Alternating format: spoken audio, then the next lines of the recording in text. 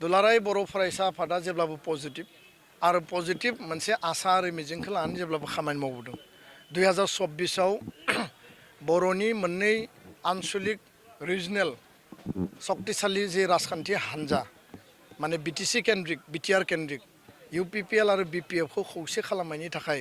दुलाराय बर' फरायसा आफादा जि लेभेलाव जि स्तराव जों रल लानांगौ लादोंमोन आरो हाग्रामा महिलारि बिथांजोंबो रायलायदों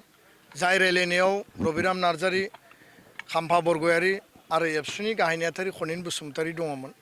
खोब पजिटिभलि बिथाङाबो बुंदों जे ज'यै आवगायलांनायाव बुजाबुजि खालामनायाव आंहाबो पूर्ण समर्थन दङ नोंसोर रायलायलांबाय था आरो मानगोनां प्रमद बर' बिथांजोंबो जों रायलायदों बिथांजों रायलायनायाव बिथाङाबो बुंदों जे खौसेथिनि थाखाय आं जेब्लायबो पजिटिभ बेनिखायनो खेबथाम खेबब्रै दिल्लीयाव सिलिगुरियाव धालिगावआव क'क्राझाराव गुवाहाटीयाव रायलायनाय जादोंमोन फैयै फैयै नभेम्बर डिसेम्बराव बे रायलायनाया माने थाबथादों आरो रायलायनाया थाबथानायनि गुबै जाहोना जाहैबाय जे बे रायलायनायाव पजिटिभ मोनसे दृष्टिभंगि लानानै आवगायदोंमोनब्लाबो सिडलि बाइ इलेक्सन फैनायनि उनाव बे इलेक्सनाव बिसायख'थियाव बायदिसिना खोथा बाथ्रा दान्थे बिदान्थे नांलाय खमलाय जानायनि थाखाय दुलाराय बर' फरायसा आफादा जाहाथे बे सिटुएसना एसे नर्मेलाइज जायो बेयो रेस्ट्रेन्ट जालायनांगौनि थाखाय जों आपिल खालामदोंमोन फैयै फैयै दा बिटिसि इलेक्सन फैगासिनो दङ 1.5-2 मासनि उनावनो जागोन बे खोथाखौ लानानै पुनर फिन हाग्रामा महिलारि बिपिएफनि आफादगिरिया गावनि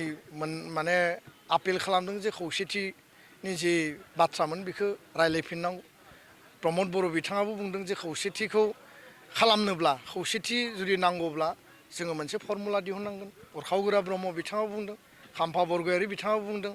बे पजिटिभ नेगेटिभनि गेजेरावबो मोनसे आसाखौ जों दिनैबो नुदों न' डाउट दान्थे बिदान्थेया दाबो सोलिदों आर्गुमेन्टफ्रा गावबा गाव स्टेन्ड लालायनाय हान्जानि आदर्श नितिखौ लानानै बिथांमोना होदों किन्तु बिनि गेजेरावबो जों पजिटिभ मोनसे लामा लानानै जोङो दिनैबो आसाबादि 14टा दल संगठन बर' हारिनि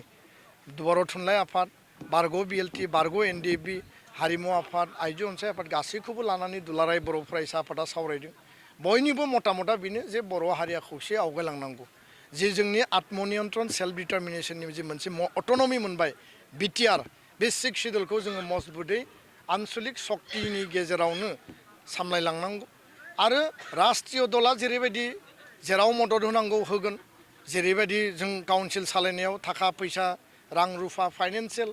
जिखिनि दिल्ली आरो दिसपुरा रेसपन्सिबिलिटि दङ बेखौ मावफुंगोन दा बेखायनो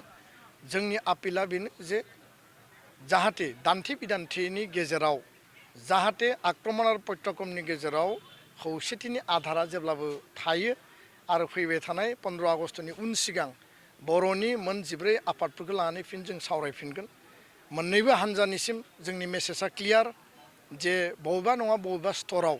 दैदेनगिरिफोरनि गेजेराव सावरायफिनलायनायनि परिबेस खालामलायनो हायो नामा आरो बे परिबेसखौ बिल्डआप खालामनायनि थाखाय बयबो जाहाथे पजिटिभलि लालायलायोब्ला आरो 30टा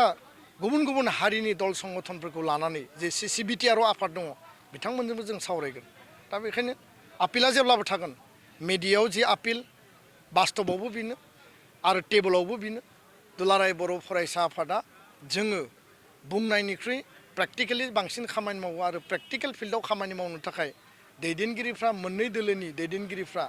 टपमोस्ट लिडारफ्रा जुदि बयबो एग्रिब्ला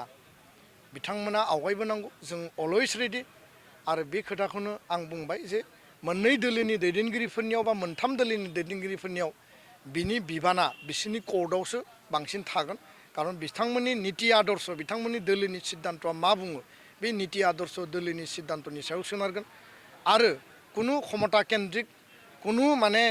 हिसाब निकासनि कन्डिशना फार्स्टआव प्रायरिटि फैनाङा फार्स्टआव सावरायनाया जाग्रोनांगौ बिनि उनावसो बाखि हिसाब निकास बाखि फर्मुला एजेन्डा खोथाया फैगोन गोजोन्थों